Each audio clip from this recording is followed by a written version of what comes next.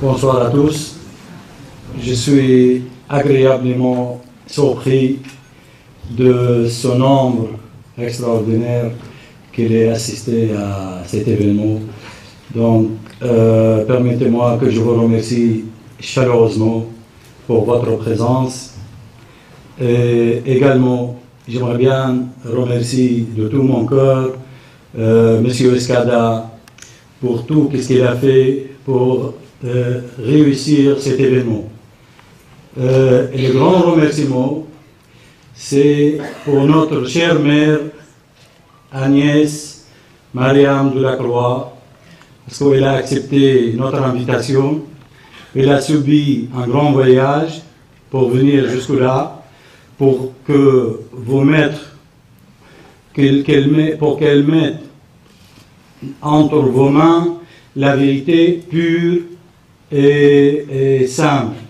Donc vous aurez l'occasion de connaître la vérité d'une bouche d'une sainte, après qu'elle est connue par sa pureté et honnêteté. On va laisser la parole après moi à M. Escada, qu'elle va présenter notre maire, après M. Eli Hatem, le maître Hatem, et après notre maire qu'elle va exposer son discours. Je laisse M. Escada le parole. Bien sûr, je remercie d'abord la personne qui est à ma droite, qui vient de vous parler, M. Omran Al-Khatib, qui est le responsable du mouvement Rassemblement pour la Syrie, qui est à l'origine de l'invitation faite à Mère Agnès Mariam de la Croix de se rendre en France. Elle est ici pour quelques jours seulement. C'est le dernier jour, quasiment, peut-on dire, de sa présence à Paris. Demain, elle repart pour le Liban et puis ensuite pour la Syrie. Mère Agnès Mariam de la Croix est une personnalité de premier plan pour nous parler de la situation en Syrie. Elle est la supérieure d'un couvent près de Homs. Elle est carmélite. Elle a la double nationalité française et libanaise. Ça fait des années qu'elle vit en Syrie à la tête de ce Carmel, de ce monastère. Et elle est particulièrement au fait de la situation réelle de la Syrie. La situation non seulement vécue par les chrétiens de Syrie, mais aussi plus généralement par tous les Syriens. Et il est important que nous ayons de vrais témoignages, loin de tous les stéréotypes présentés par les médias mainstream. On sait hélas à quel point nous vivons dans une société où la désinformation règne en maître et où il est très difficile de parvenir à disposer des éléments pour faire preuve de discernement dans toute la complexité de la situation géopolitique. Et c'est tellement rare d'avoir quelqu'un, un témoin non seulement, mais aussi, peut-on dire, un acteur de premier plan qui prend la peine de venir jusqu'ici pour nous faire savoir la situation réelle. Mère Agnès Mariam de la Croix, je le rappelle, était présentée l'année dernière pour le prix Nobel de la paix. Ça signifie, ça en dit long sur l'engagement de sa part au service de la paix en Syrie. Elle est une infatigable voyageuse pour présenter à travers le monde la situation de cette Syrie. Il y a quelques jours, elle était à Genève, notamment pour une réunion de l'ONU où elle cherchait à s'entretenir avec différents ministres des grandes puissances de ce monde pour essayer de leur donner les informations les plus fraîches de la réalité vécue là-bas. Je lui cède bien la parole en la remerciant encore une fois pour sa présence.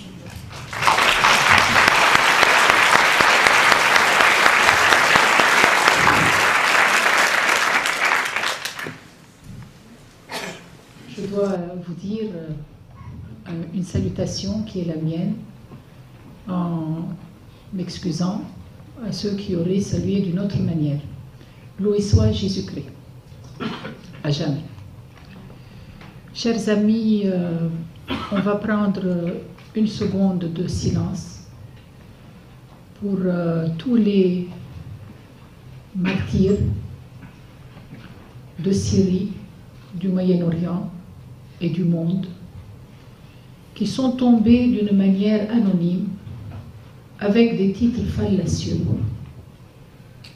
sous les coups de la plus grande dictature qu'a jamais vue l'histoire de l'humanité depuis qu'elle existe.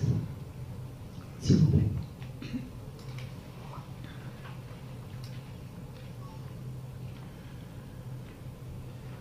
Nous demandons à l'Esprit Saint qui nous a été donné grâce à la mort et à la résurrection et à l'ascension du Christ, d'illuminer nos cœurs, de nous faire traverser les labyrinthes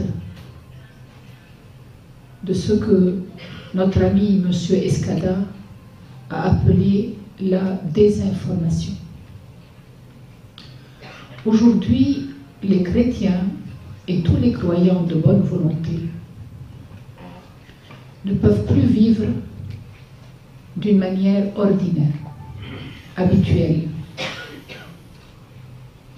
parce que l'humanité est soumise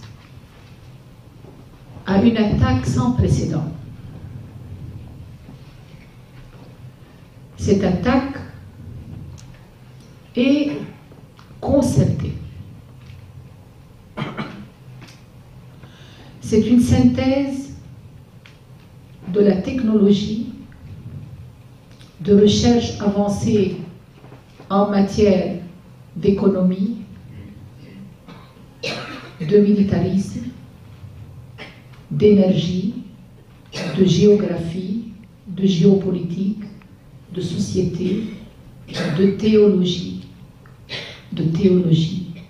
et d'anthropologie.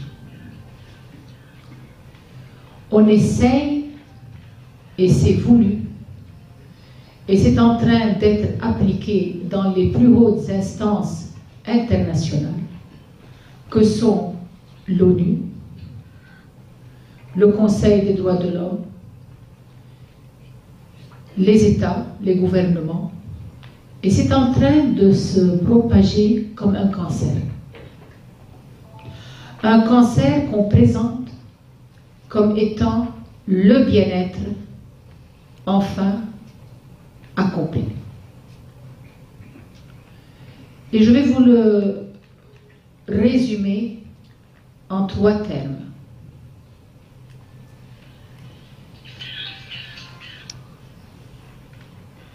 Les acteurs de cette globalisation, de cette bête et de son faux prophète, cherchent à dépouiller l'humanité de 3 appartenances et d'une 4e, je terminerai avec elle. Bon, de 4 appartenances. Je vais commencer par elle. La première, priver l'humanité de son appartenance à Dieu. Depuis quelques années, depuis 50 ans, on a déclaré la mort de Dieu. Existentialisme, etc. Ensuite, on cherche à dépouiller l'homme de son appartenance à la patrie.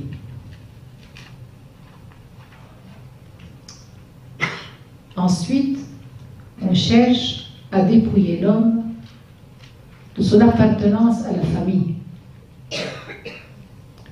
Et ensuite, on cherche à dépouiller dépouiller l'homme de son appartenance à soi-même. Tu n'es ni ça ni ça, tu peux choisir, tu n'existes pas, sauf quand tu le décides. Cela revient à toi. Et nous avons ainsi un succédané d'êtres humains qui vit virtuellement.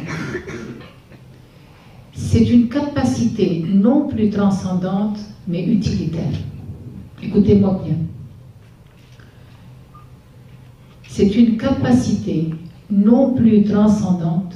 Vous savez que Saint Augustin appelait l'homme capax Dei, c'est-à-dire une capacité de Dieu. C'est une capacité infinie. Une capacité infinie et toujours nouvelle de bonheur, de bonté, d'amour, qui reçoit l'Esprit Saint et qui se transforme à la vision, à la mesure de ce qu'il voit dans la foi. Donc une capacité, au lieu d'une capacité transcendante, c'est une capacité utilitaire. C'est quelqu'un qui va être consommé, consommant et consommé, utilitaire. Et aujourd'hui, la France s'est élevée dans des manifestations monstres pour dire non au mariage pour tous. Et ce mariage pour tous est passé. Mais au moins, vous avez marqué noblement votre position. Et à partir du mariage pour tous, il y a eu la PME, les mères porteuses. Et vous savez ce que c'est? C'est qu'aujourd'hui, un enfant des hommes ne vaut pas plus qu'un poulet.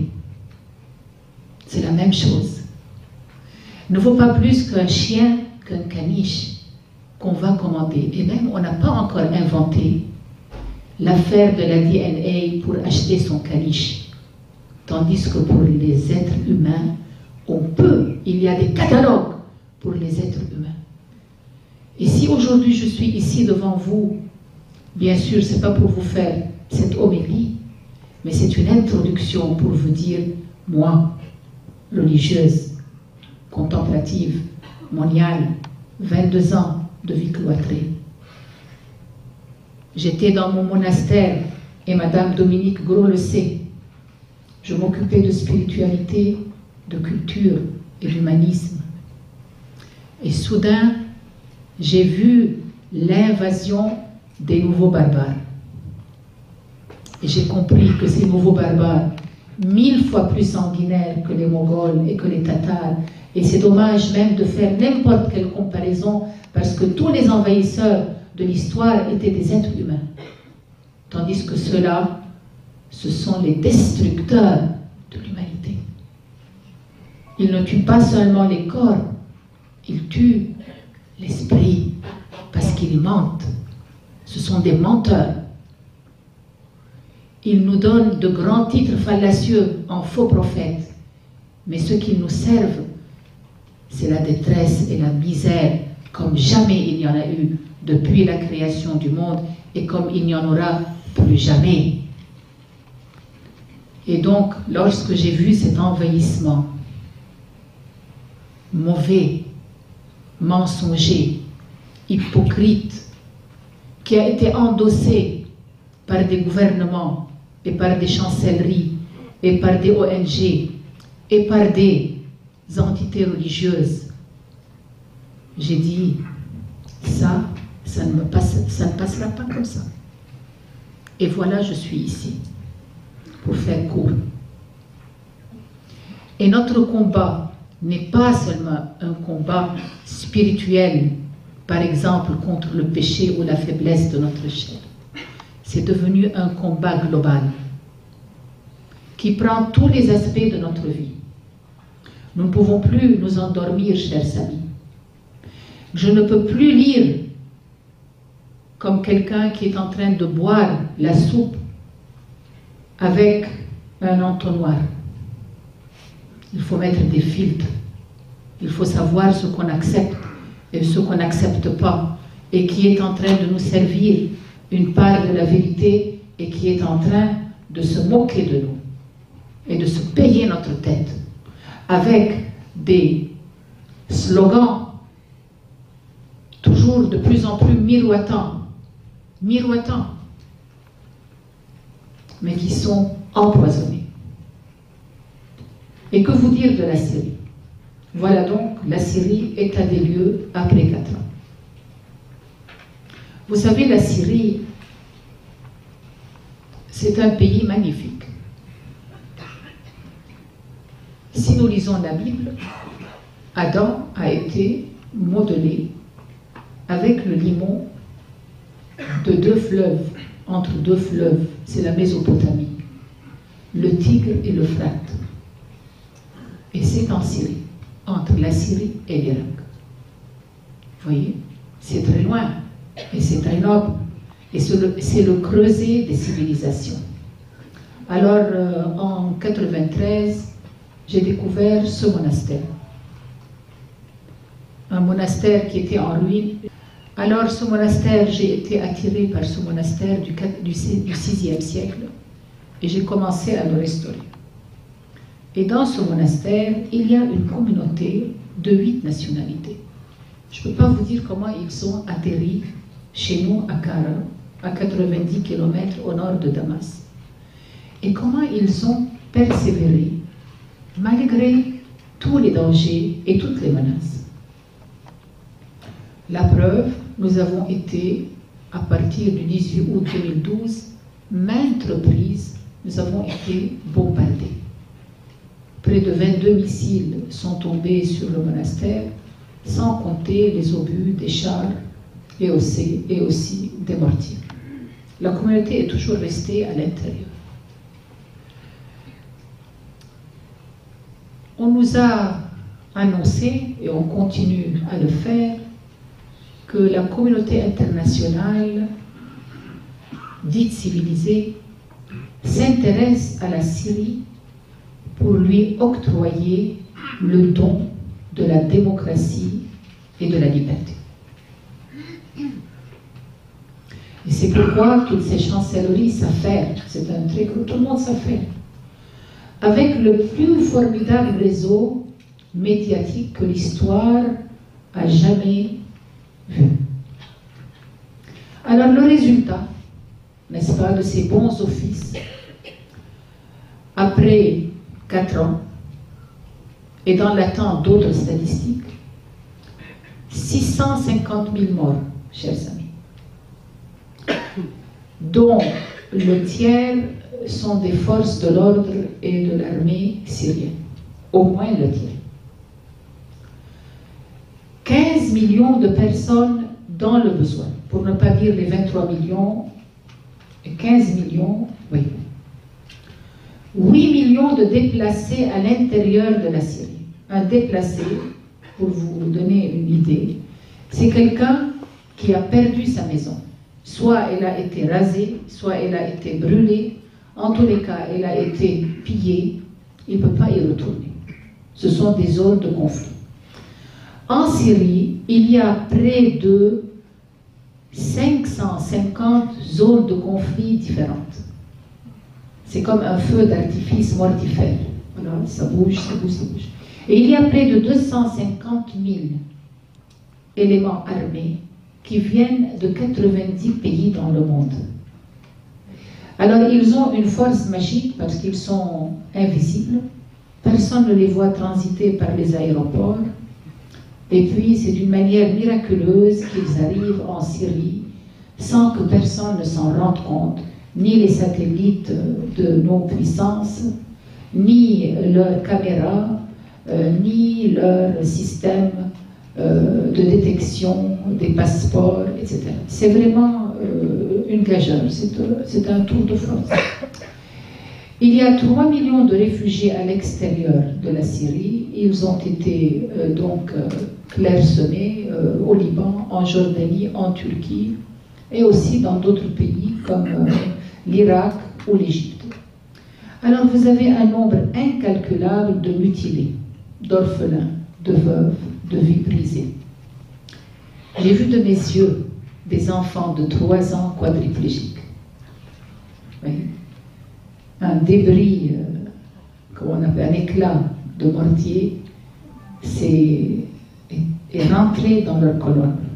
Ils sont quadriplégiques à vie. J'ai vu des filles de 7 ans, de 10 ans, qui ont perdu leurs pieds.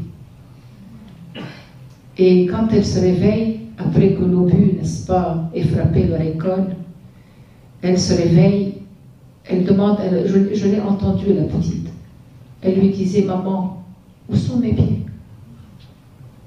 Voyez, il faudrait qu'on réfléchisse là-dessus. Si mon fils ou ma fille, à Dieu ne plaise, avait le même destin, n'est-ce pas? C'est quand même grave, c'est grave. Alors la carte de la présence des déplacés syriens dans les pays d'alentour, la commission, le comité international pour les déplacés est fier de nous le montrer parce que vraiment, avec cela, ils peuvent dire que le gouvernement syrien fait défaut, il n'arrive pas à protéger les siens et donc nous avons beaucoup de réfugiés. Pour vous dire la vérité, ils mentent grandement parce qu'en Turquie, il n'y a certainement pas cette proportion. La proportion devrait être intervertie entre le Liban et la Turquie. Je pense que vous voyez bien la carte. Alors, le comité des Nations Unies pour les réfugiés n'a plus issu de statistiques après 2013. Ils sont timides.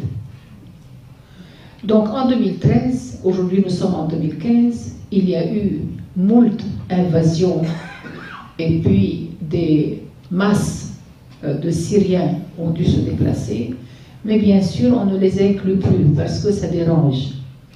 Alors ils disent, vous voyez, que pour une population totale de 22 millions, c'est-à-dire 23 millions, il y a près de 6,5 millions de déplacés internes. C'est pourquoi moi je dis aujourd'hui, ils sont 8 millions.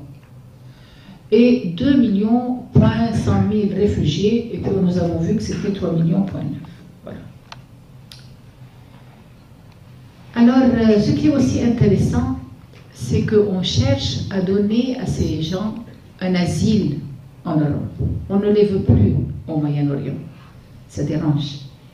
Alors regardez la courbe, n'est-ce pas, des gens à qui on a octroyé l'asile en France, d'abord en Allemagne. J'ai rencontré les délégués du ministère des Affaires étrangères qui étaient venus pour, n'est-ce pas, inviter les Syriaques à aller en Allemagne. La Suède, depuis toujours, c'est devenu la deuxième patrie des Syriaques, mais aussi la Hollande, la Serbie, le Kosovo, l'Autriche, la Bulgarie, le Danemark, et les autres, c'est la France aussi, vous voyez. Alors la courbe fait que ils sont 217 724 jusqu'en décembre 2014, ceux qui sont enregistrés.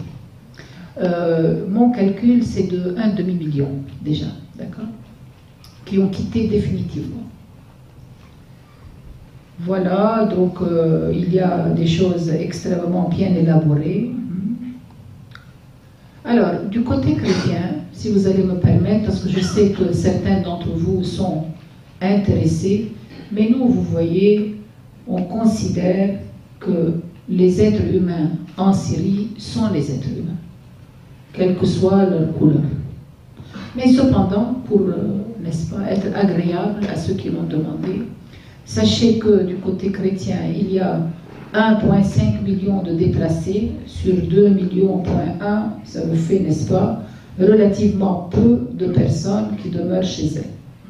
500 000 sont réfugiés hors de la Syrie, plus de 6 400 sont morts, dont des prêtres et de religieuses, dont par exemple un prêtre qui allait pour une mission de réconciliation, à qui on a crevé les yeux et qu'on a rendu horriblement torturé.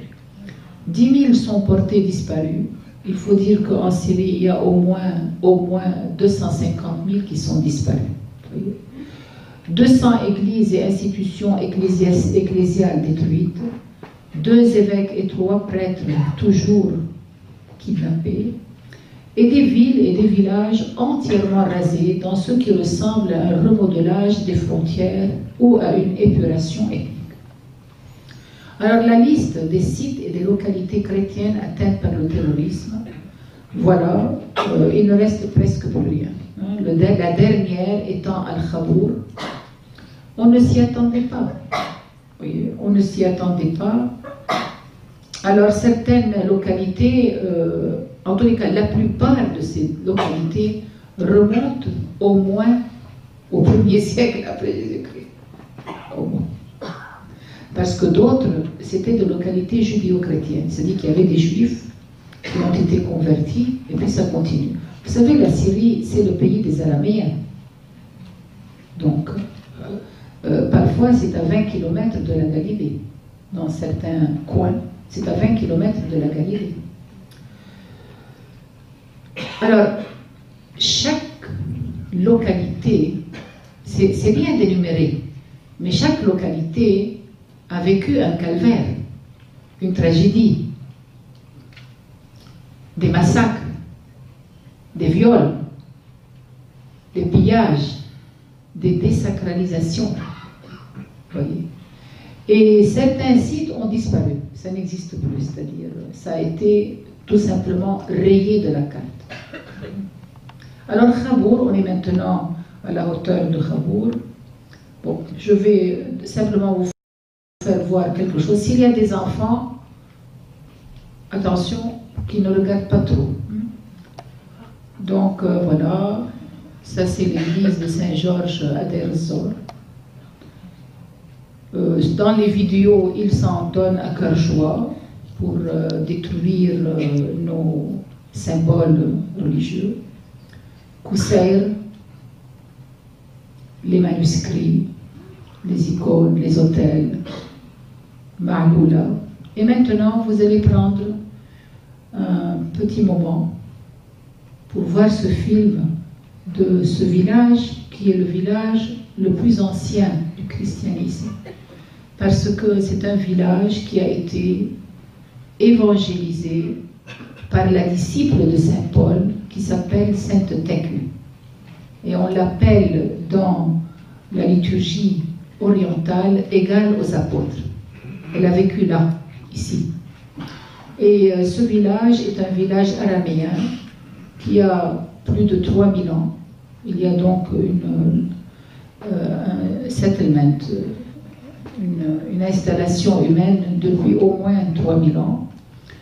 Et c'est un village troglodyte. Donc les maisons sont taillées parfois dans le roc, ou bien elles sont faites en adobe. Et c'est les blocs en terre séchée. Voici le monastère de Saint-Serge et Bacchus qui a été bombardé, qui a été désacralisé, dont les fameuses icônes ont été vandalisées et volées. On ne les a plus revues. Moi, j'avais restauré ces icônes en l'an 2000 pour les exposer à l'Institut du monde arabe. Heureusement, nous avons un catalogue, nous avons des photos, mais ces icônes ont disparu d'une très haute qualité culturelle. Ma'loula, après l'invasion.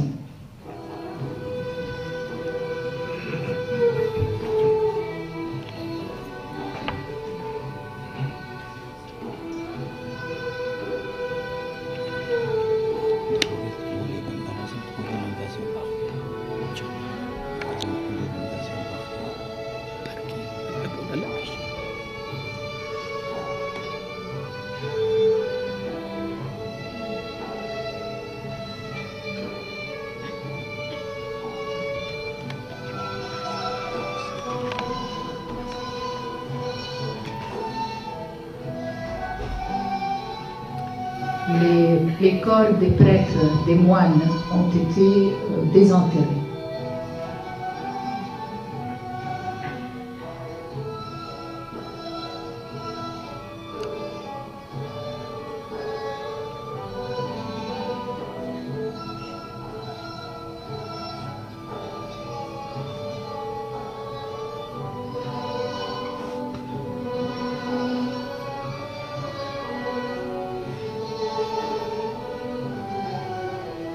le fameux hôtel de Ma'loula qui remonte à avant l'an 325.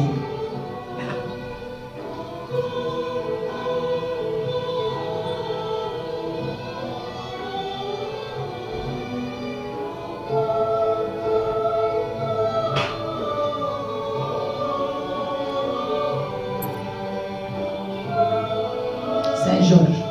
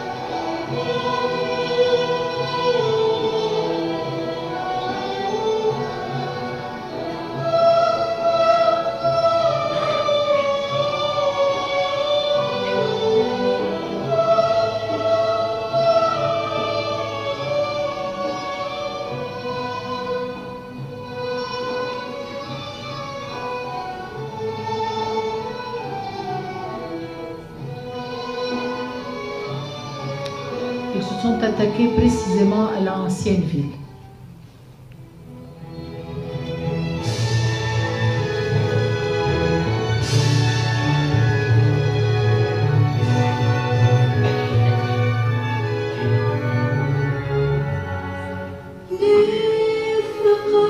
C'est le Notre Père en araméen.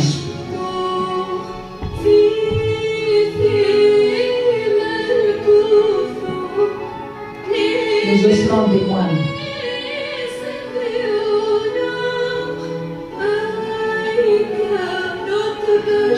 Une icône du 19e siècle.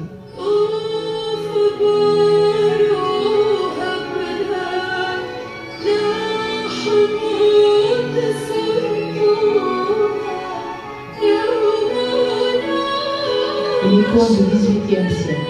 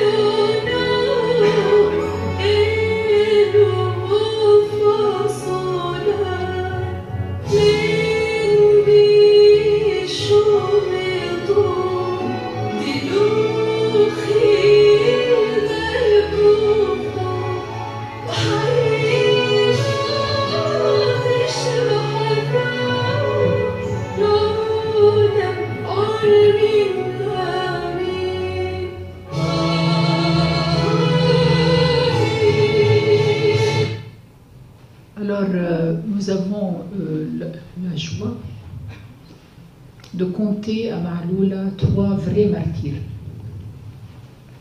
Ce sont 3 jeunes hommes de moins de 27 ans, Michel Talab, Antonios Talab, et leurs cousins sont 2 frères, et leur cousin Serge Zahed. Lorsque Ma'loula a été envahi par Jubhat al-Nusra, donc ils se sont rendus dans cette maison.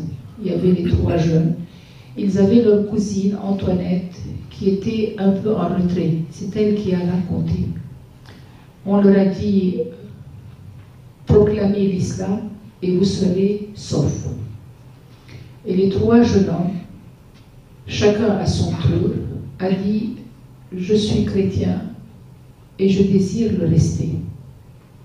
Et ils ont été immédiatement mitraillés dans tout leur corps. Ils sont donc tombés martyrs de leur foi. Nous avons passé, moi-même et Sœur Carmen, Nous avons vu tout cet endroit que vous avez vu, et nous sommes allés à la maison des 3 martyrs. Et nous avons recueilli toutes les balles qui étaient encore par terre. Elles sont chez nous et nous les vénérons. Ces martyrs vont être bientôt canonisés. Je ne veux pas laisser entre parenthèses le fait que, malgré la très grande campagne de désinformation, nous avons pu jouir d'une solide campagne de réinformation. Et donc je salue le travail de l'agence Fides, du site pour la christianophobie, et donc de Presse Média Info et de toute la presse alternative, qui a donné des étincelles de lumière à des milliers de personnes francophones dans tous les lieux où ces médias arrivaient. Ceci n'a pas été le cas de leurs collègues catholiques qui ont été alignés au politiquement correct et qui n'ont pas voulu, jusqu'à aujourd'hui, prêter une oreille humble à ce que vivent nos patriarches, nos prêtres, nos religieuses et toute personne vivant sur le terrain en Syrie. Ils croient comprendre et réaliser mieux que ceux qui vivent là-bas quelle est la réalité de la situation. C'est l'histoire qui va juger. D'accord ? Alors, les routes du transit et de l'exil, voilà, je vous ai parlé des déplacés. Vous pouvez voir un peu le sens de leur migration. Comme leurs frères musulmans, en beaucoup plus grand nombre, les chrétiens du Moyen-Orient sont aussi déplacés, pourchassés. Alors qu'ils avaient de quoi vivre décemment, ils doivent se mettre dans les queues de la précarité pour mendier leur pain quotidien. Et puis, ils partent dans des moyens de fortune au gré du conflit, qui est un conflit mobile. Nous sommes arrivés à la dernière phase, maintenant, de l'exil des chrétiens.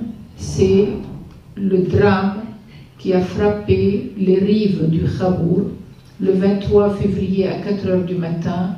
Une colonne d'1 kilomètre de long de véhicules blindés de l'État islamique venant de la ville de Raqqa envahit 34 villages assyriens tout au long de la rive nord du fleuve Khabour. En plus de piller, de casser, de brûler, de détruire et de tuer n'importe quelle personne qui a pu résister, ils ont kidnappé 220 personnes, tandis que la population de près de 40 000 Assyriens a pris la fuite. L'État turc a fermé ses frontières alors qu'elles sont ouvertes jour et nuit pour les groupes terroristes qui ont la liberté de passage. La frontière a été fermée devant les réfugiés assyriens. Alors, il faut savoir que la communauté assyrienne remonte au temps des disciples du Seigneur Adai et Marie. Ils ont été évangélisés d'après la tradition du roi Abgar, roi d'Édesse, du vivant de notre Seigneur, qui leur a envoyé les disciples. Et donc, c'est une chrétienté extrêmement ancienne.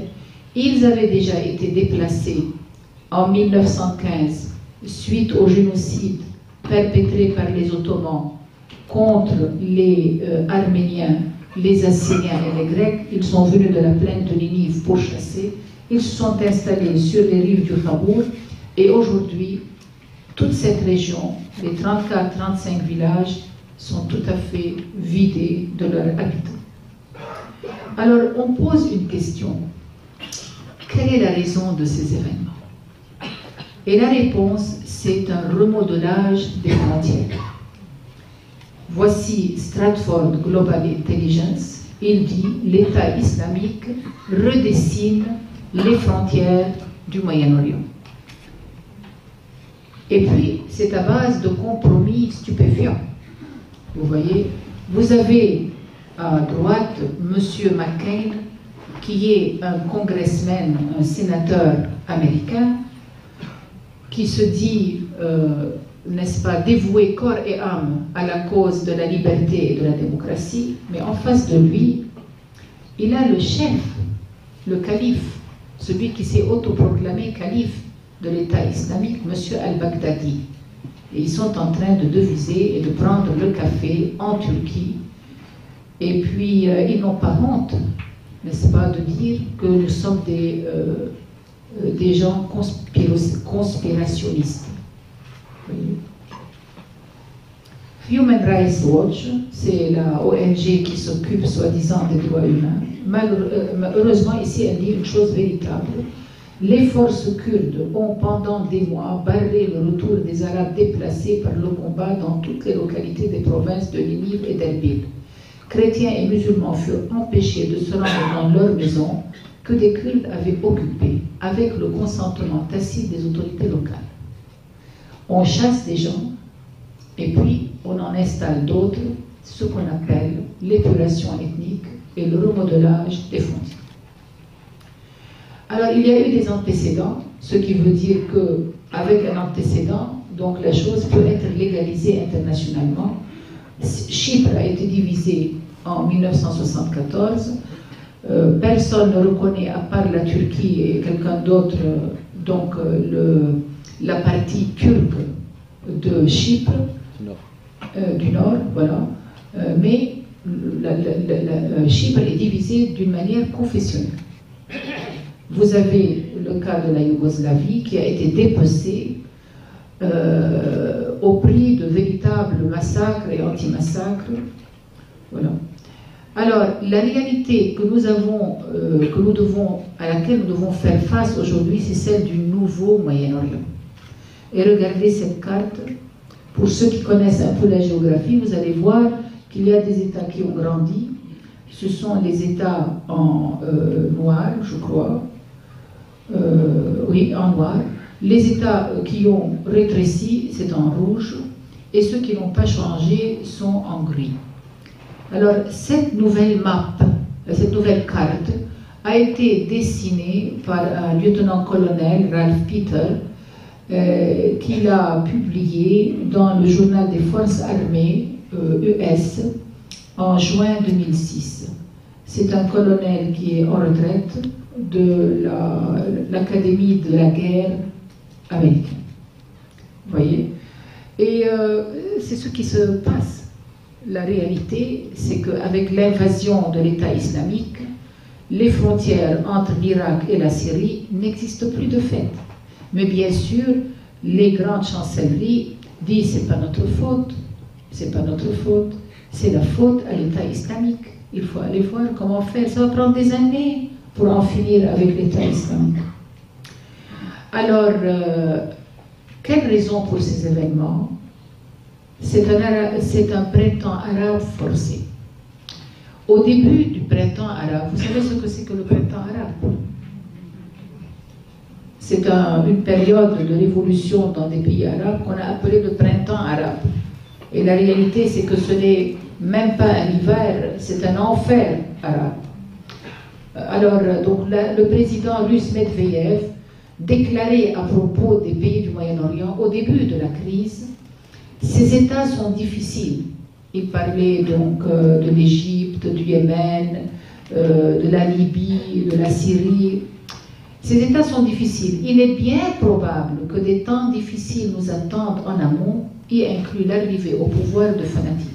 Cela voudra dire le feu pour des décennies et la propagation de l'extrémisme. Et c'est ce qui est arrivé en Syrie. Des milliers de mercenaires sont entrés par des frontières poreuses, venant, c'est-à-dire les frontières, c'est le Liban, la Turquie, la Jordanie ou l'Irak, avec la complicité de beaucoup de pays, et ils ont semé la destruction. On peut voir cela par le satellite. Vision, donc des images de cette élite, la Syrie, c'est un pays détruit. Et regardez, Homs, Alep. La destruction systématique et massive de toute l'infrastructure du pays. Akkara, on était dès le début sous le joug des rebelles. Ils ont détruit l'unique usine de Ktapi qui pouvait donner du travail à leurs compatriotes. Ils l'ont détruite. Donc c'est une destruction systématique qui est commanditée. Toute l'infrastructure du pays a été, n'est-ce pas, détruite. Et c'est comme la Libye. Donc vous voyez M. BHL qui chante le chantre des droits de l'homme et de la protection des Libyens. Vous pouvez voir. Donc en haut, c'est Benghazi sous la menace de Kadhafi. Et en bas, la même rue, Benghazi sous la protection de l'OTAN. Et il ne faut surtout pas, n'est-ce pas, avoir la velléité de douter de l'OTAN. Il ne faut pas douter de l'OTAN, parce que sinon vous serez conspirationniste. On nous prend pour des imbéciles. Alors d'où vient le terrorisme? D'où viennent ces personnes? Regardez, le terrorisme vient de la propagande islamiste.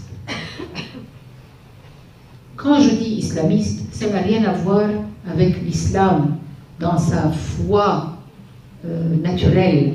Vous voyez, je fais actuellement un diplôme sur un soufi, sur un mystique musulman perse qui s'appelle Rouzbahan Bakri. Parfois, on entendrait Saint-Jean de la Croix. C'est de la mystique, c'est de l'ascétisme. Bon. Bien sûr, il y a une foi, c'est-à-dire il y a des dogmes, et là, on fait la différence. Mais d'un point de vue humain, ce n'est pas la propagande islamiste.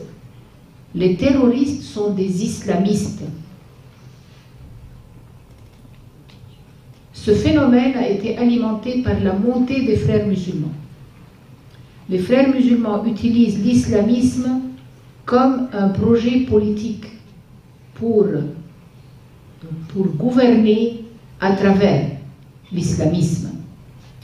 Le foisonnement des prêcheurs salafistes qui enrôlent dans le rang de Al-Qaïda ou de l'État islamique des jeunes au chômage ou des abusés.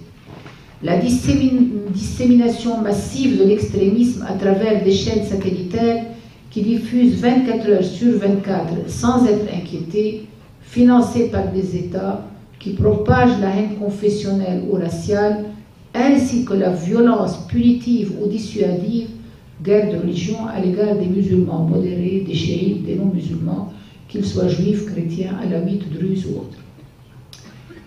Un expert séoudien en islamisme affirme que les télévisions religieuses prétendent remplacer les télévisions de divertissement. Elles obtiennent des fonds et deviennent rapidement des tribunes pour l'extrémisme religieux, amenant des milliers à s'enrôler dans le rang des organisations terroristes. Il y a des bureaux de recrutement partout, ici en France, en Angleterre, en Australie, aux États-Unis, au vu et au su de la police locale. Il y a des rues à Londres ou en Australie où on ne peut pas s'aventurer. Ce sont des terroristes. Et puis, ils vivent tranquilles. Alors, les télévisions, il y a 100 de télévisions, alors que la télévision nationale syrienne est ONI, elle est bannie, donc on peut bannir des télévisions. Donc, elle est bannie, tandis que ces télévisions-là, il faut entendre, il faut que quelqu'un, parfois, vous traduise ce que ces télévisions éructent, voyez. Donc, Al-Wissal propage un antichéisme qui enseigne l'intolérance et la violence. Al-Safa, Al-Furqan, qui lance des anathèmes. Iqra, cette télévision qualifiée de modérée, enseigne, c'est là qu'enseigne le docteur Al-Arifi, qui a promu le djihad du sexe, le droit des terroristes à un usage débridé du sexe, même avec leurs sœurs ou mères, ou avec des mineurs, ou avec des femmes mariées ou des veuves, ou aussi avec des effets. Le voilà, M. Arifi. Et le djihad sexuel ouvre la voie à toutes sortes d'abus. Il inclut le trafic humain, le viol, l'esclavage sexuel, y inclut d'enfants. Notons que rien n'a été fait à ce jour par la communauté internationale pour régler ou réfréner de tels messages et plateformes médiatiques qui mettent en danger la vie de tant d'innocents dont l'unique crime est d'arborer des croyances et des modes de vie différents. Quelle raison pour ces événements? Un printemps arabe forcé. Et je vais vous montrer des images qui sont graphiques, s'il vous plaît, s'il y a des enfants, qui regardent autre chose. Des civils qu'on jette par la fenêtre parce qu'ils pensent autrement. Des soldats, des employés, des loyalistes massacrés, sans cœur. Des civils récalcitrants qui sont crucifiés. Les décapitations qu'on ostente en public. La barbarie est de retour. Le châtiment collectif de toute une population dont l'unique crime est de vivre tranquillement sa vie. Ici à Adra, on a brûlé vifs dans les fours les enfants et puis aussi ce qui est, le bakery. Les boulangers. Là-bas, ce sont les fours, les boulangeries de l'État. Et comme ce sont des employés de l'État, on est venu et puis on les a rôtis dans le four. Et l'enquête des droits de l'homme à l'ONU n'a pas voulu mentionner cela. Ça n'existe pas. Mais qu'on donne une gifle à un rebelle, c'est mentionné. Alors, quel est le but de ce fameux printemps arabe? Alors, le journal très british de Daily Mail rapporte que son reporter avait protesté auprès du chef de l'armée libre de Syrie contre les méthodes barbares employées à l'égard de captifs de guerre ou contre la population réticente à grands frais de torture et de décapitation. Il reçut cette réponse. Nous ne cherchons pas à instaurer la démocratie, mais le califat islamique. Ça, c'est en 2012. Et donc, vous voyez une voiture avec la plaque califat islamique. Maintenant, les rebelles de l'armée libre de Syrie ont quitté. Ils abandonnent. Et ici, il y a une enquête. Pourquoi est-ce qu'ils ont quitté? La plupart, avec qui je suis en rapport, quittent parce qu'ils ont vu qu'ils étaient trompés.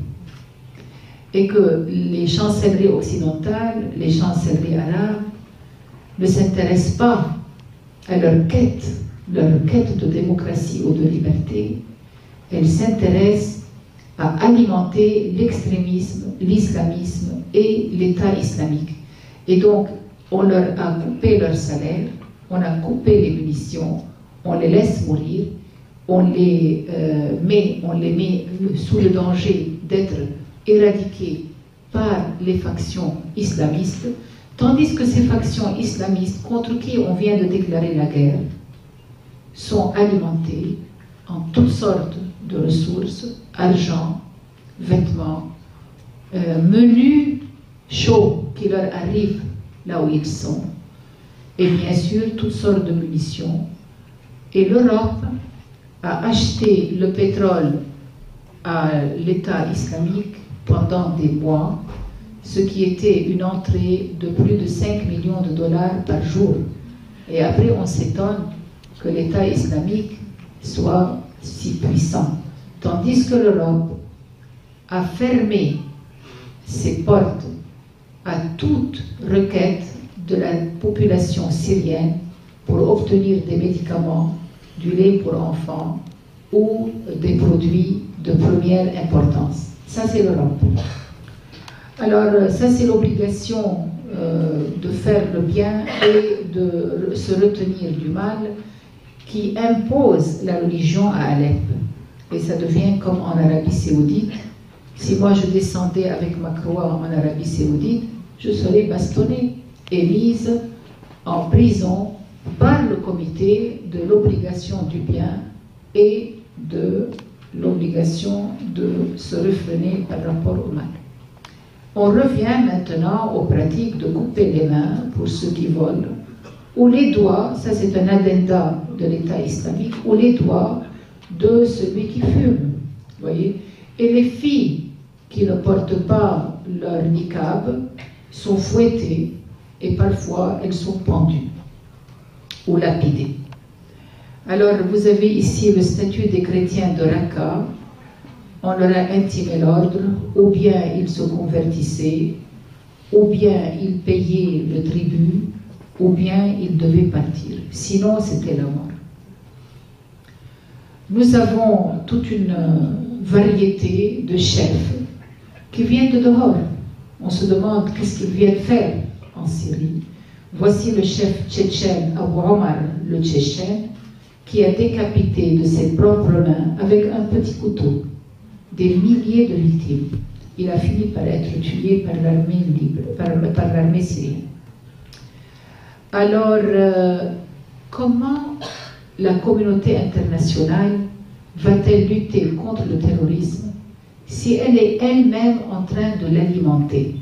Malgré les résolutions des Nations Unies numéro 1170, 2178 et 2199, il continue à mettre sur le même pied d'égalité et même à dire que l'armée légale syrienne est à la même hauteur que l'État islamique. Et ensuite, ils disent que l'État syrien n'arrive pas à protéger ses citoyens. Les groupes terroristes sont toujours armés par la coalition. Et je vous ai dit que l'Europe a acheté le pétrole de l'État islamique. Et puis nous nous sommes demandé comment ces milliers de terroristes continuent à transiter impunément à travers tous les aéroports du monde sans être inquiétés. Cela ne peut pas être sans la complicité des autorités concernées. Voici la France qui jette du haut des cieux les munitions aux rebelles islamistes de Libye. Vous avez ici une vidéo et vous voyez des milliers de munitions jetées de l'air par la France. Et ces rebelles n'ont pas instauré un meilleur système que Kadhafi. Ils sont jusqu'à présent en train de systématiquement détruire tout ce qui peut être détruit en Libye.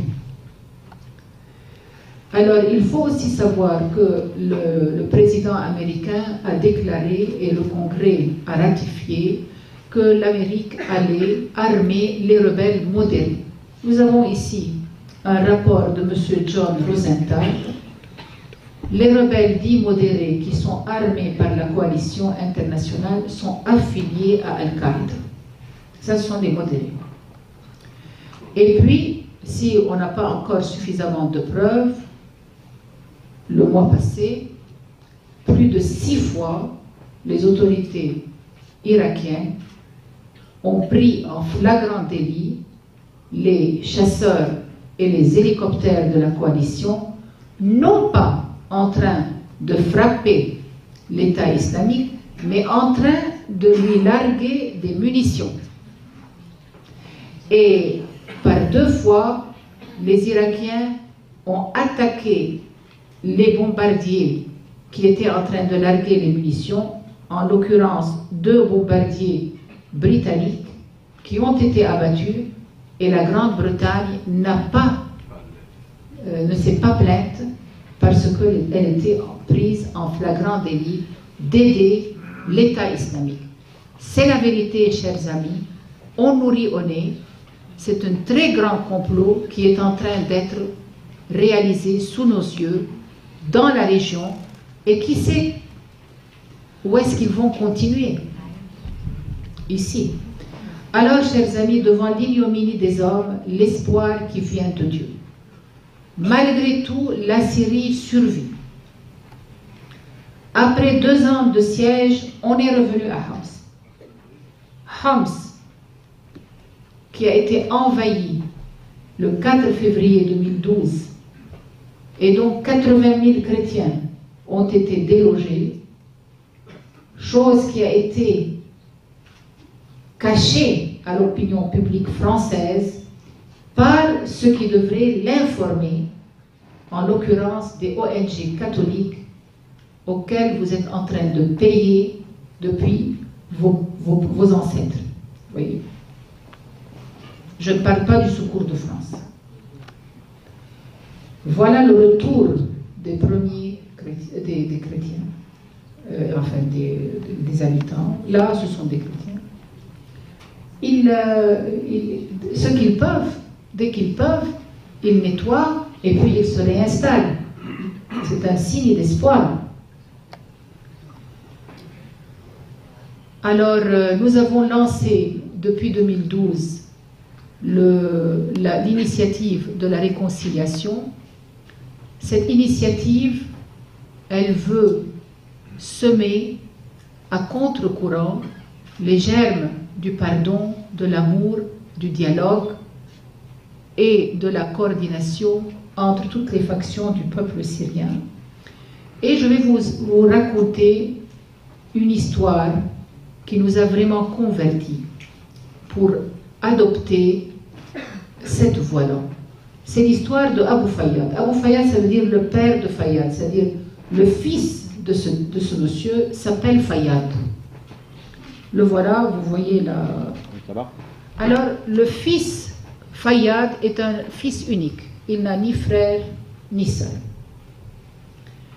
Nous étions réunis à Homs pour négocier la fin des hostilités dans une très grosse agglomération dissidente, à Louane. Mais toute la journée n'a donné aucun fruit. Alors vers la fin, Abou Fayyad s'est levé. Il a dit, vous me donnez la parole. Il a dit, mon fils Fayyad étudie à l'université de Homs. Tous les jours, il va à l'université, il revient. Un jour, il n'est plus revenu. On l'a attendu en vain pendant une semaine, on a compris qu'il a été kidnappé. On a tout fait pour le retrouver sans aucun résultat. Au bout de 6 mois, on reçoit un coup de fil. Vous êtes le père de Fayyad? Oui. Est-ce que vous voulez voir votre fils? Mais bien sûr, nous sommes prêts à tout faire. Ils ont dit demain à 10 h, Fayyad sera chez vous.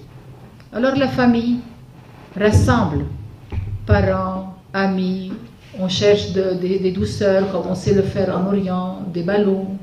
Tout le monde était, n'est-ce pas, aux aguets à 10 h.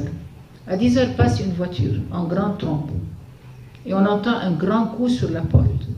On ouvre la porte. Ça va être une image très difficile, très difficile. Et qu'est-ce qu'on voit? On voit un sac en plastique et à l'intérieur, Fayyad coupé en morceaux. Alors, le père de Fayyad nous a dit, que pensez-vous qu'aurait été ma réaction? C'est un musulman. Qu'aurait été ma réaction? Qu'est-ce qu'il a fait, mon fils? Beau comme un soleil. Je n'ai personne d'autre que lui. Il a dit, ma première réaction était d'aller prendre un couteau et de tuer n'importe qui, uniquement pour me défouler. Et soudain, j'ai senti dans mon cœur, non, ce n'est pas de cette manière, à cause de Fayyad. Et ce musulman a dit, j'ai décidé de pardonner. Il a dit, j'ai décidé de pardonner. Et vous, mes frères et sœurs, faites de même les uns envers les autres pour la Syrie. Vous voyez, ça c'est le génie du peuple syrien. Ça c'est plus fort qu'une invasion et c'est plus fort qu'une forme de...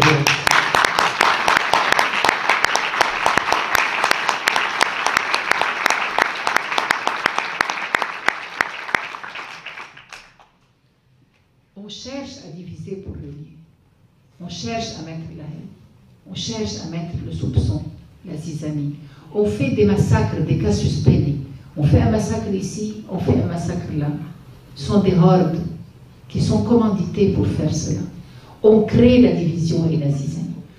La force, la réponse, la puissance de la réponse, c'est musalah, réconciliation. Et comme ça, c'est un antidote. Musalah. Tu es musulman, je t'aime. Je t'aime. Je t'aime. On va travailler ensemble. Tu es Élie, je t'aime. Donc, la Syrie est un pays pluraliste qui, depuis des siècles, est formé par un brassage de religions, d'ethnies, de diversité culturelle. On a vécu ensemble et nous venons de la même matrice. Nous sommes tous des fils d'Adam et des fils de Sem. Nous sommes sémites, vous voyez. Alors on cherche à diviser sunnites contre chiites, chrétiens contre musulmans, musulmans contre chrétiens, que sais-je. La force de l'unité, n'est-ce pas? Je ne parle pas de syncrétisme, je parle d'unité, n'est-ce pas? Une unité fraternelle, une amitié réelle, voyez. Cela peut être véritable digue contre ce cataclysme, voyez. Donc, un martyr de la réconciliation, le père Franz van der Lugt, il est resté à Homs pour servir tout le monde, pour servir les rebelles et servir le peu de chrétiens qui sont restés. Avant que Homs ne soit libéré, on est venu lui mettre une balle dans la tête pour le faire taire à jamais. Vous voyez, on l'a mis sur une chaise, là où il était dans son monastère, et puis on lui a donné une balle. Le groupe international d'appui à la réconciliation a fait un travail exemplaire. Nous avons de grandes personnalités qui nous appuient, dont des prix Nobel de la paix, comme Mairead Maguire, qui est la protagoniste de la réconciliation en Irlande du Nord. Grâce à elle et à Betty Williams, on a arrêté la lutte fratricide entre protestants et catholiques en Irlande du Nord. Et en mai 2013, Mairead Maguire est venue visiter la Syrie pour apporter ce message de paix. Et nous avons visité toutes sortes de personnalités tribales, gouvernementales, religieuses, et même les rebelles. Ici, nous sommes avec des frères musulmans de la localité de Al-Wa'al. C'est ici qu'on était en train de négocier la fin des hostilités de Al-Wa'al. Ici, je suis avec un rebelle qui a perdu sa main.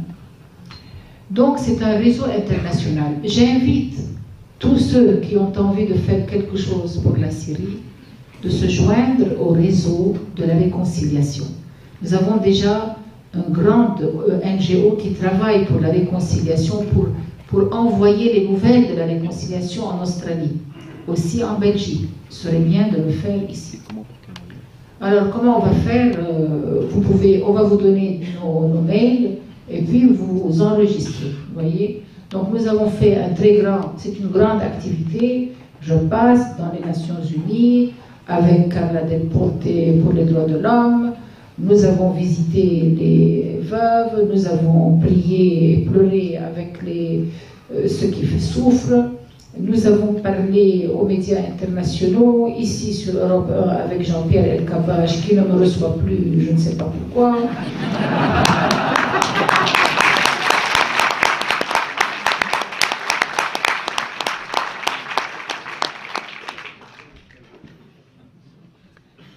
Des conférences un peu partout, et donc il y a nos patriarches qui nous soutiennent, le patriarche maronite qui veut la réconciliation, le moufti de la Syrie qui prône l'amour et le pardon, dont le fils a été assassiné et qui a pardonné en public. Il y a des ministres qui nous soutiennent ici. L'ex-président du Parlement italien a envoyé 3 ambulances en Syrie, même des journalistes, même Sharon Stone, malgré Lech Walesa, etc. Donc je vous montre pour vous dire que même des personnes qui peuvent être très éloignées de nos valeurs ont un cœur pour la paix et ont un cœur pour la vérité. Voyez? Et là, on est en train de planter l'arbre de la paix à Varsovie lors d'un sommet pour les prix Nobel de la paix. C'est à cette occasion, à l'occasion de l'évacuation de Mouad Amia, que la réconciliation et moi-même avons été nominés pour le prix Nobel de la paix. Donc Mouad Amia, les enfants étaient en train de crever de faim.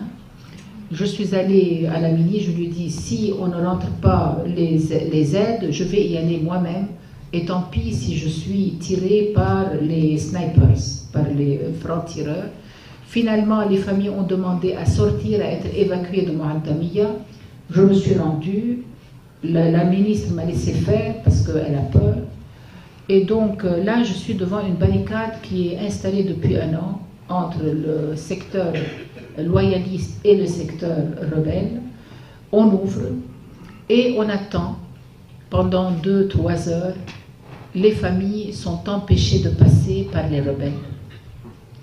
Alors, n'y tenant plus, je prends un drapeau blanc et je m'engage sur un parcours de 1,5 km qui avait à droite et à gauche 12 francs-tireurs qui n'avaient pas accepté un cessez-le-feu.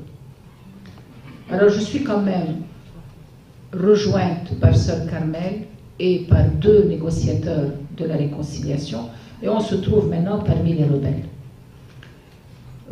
Bon, je pleure en voyant, parce que ces gens-là crevaient, ils mangeaient seulement des olives, voilà. Alors on nous prend au quartier général, chez les rebelles, et là, on trouve qu'ils sont divisés entre eux en 10 000 factions. Ici, je me trouve avec un rebelle de l'armée libre de Syrie, tandis que là, c'est Jabhat al-Nusra, voyez. Mais petit à petit, d'autres plus radicaux arrivent et puis ils nous prennent en otage. Et ils veulent nous passer par le tribunal, jusqu'à ce que ce leader arrive. Il nous délivre par la force des armes, c'est-à-dire il y a eu un combat, et on descend dans la rue. Il voulait nous confier ses filles, les voilà. Et donc on mange l'olive de la paix, et nous avons pu ainsi évacuer 6500 femmes, enfants et vieillards qui étaient en train de mourir de faim pendant des mois à cause du siège. Le voilà. Et le dernier jour, ça s'est fait en 3 jours, différents jours.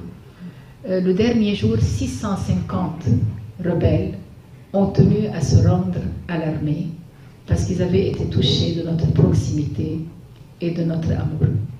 Voyez. Après, on a raconté beaucoup de choses.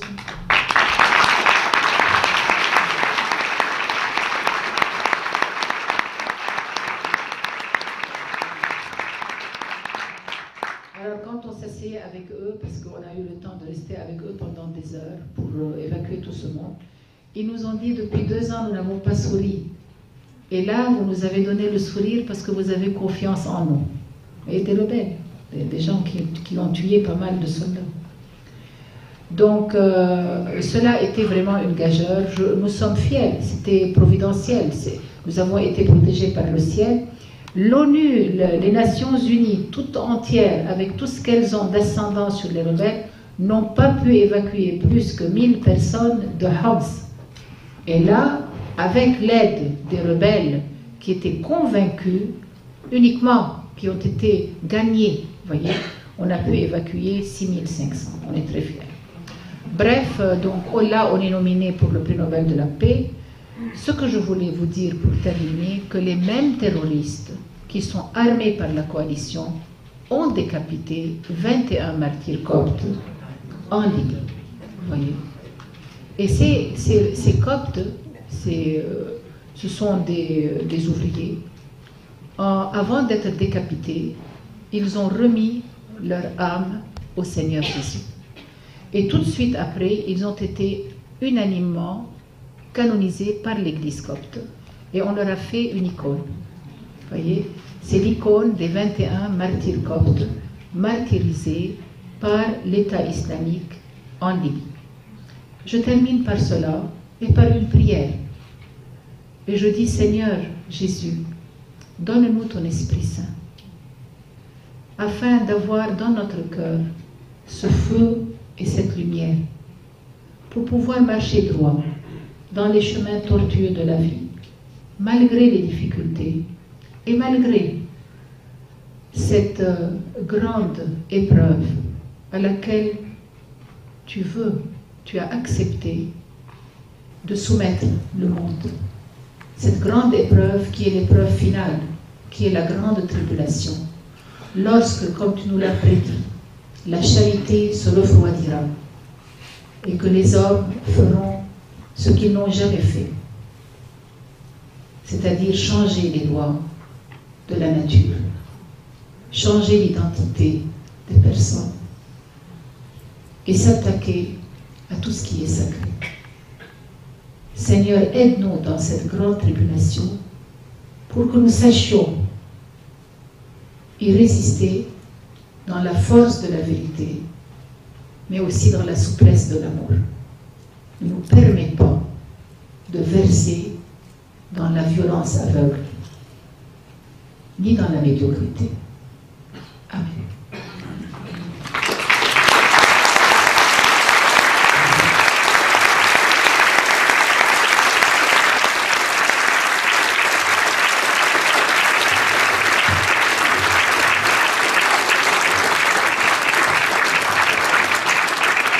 Je tiens à vous remercier, ma mère, pour votre courage, pour cette vision, je dirais, réelle des choses. Je tiens également à remercier encore M. Alain Escada et Omran El Khatib, le dirigeant, le président du Rassemblement pour la Syrie. Ma mère, j'ai été touché par ce message d'espérance, ce message de foi que vous nous avez donné, mais surtout de ce double témoignage. Un témoignage, premièrement, du cœur, un témoignage spirituel, car vous nous avez rappelé cette terre d'où vous venez, cette terre d'où les trois monothéismes, le christianisme, le judaïsme et l'islam sont nés, et cette terre qui est aujourd'hui, comme vous l'avez très bien mentionné, et révélé, qui est l'objet de cet enjeu international pour combattre cette coexistence de ces différentes communautés qui, au-delà d'ailleurs de ces trois monothéismes, est menacée. Une deuxième partie de votre témoignage est une révélation sur la vérité, c'est une révélation de la vérité politique, factuelle, de ce qui se passe réellement en Syrie, de ce qui se passe réellement au Moyen-Orient, contrairement à ce mensonge médiatique, le mensonge de ces médias, de nos médias occidentaux, qui sont soumis à ces groupes de pression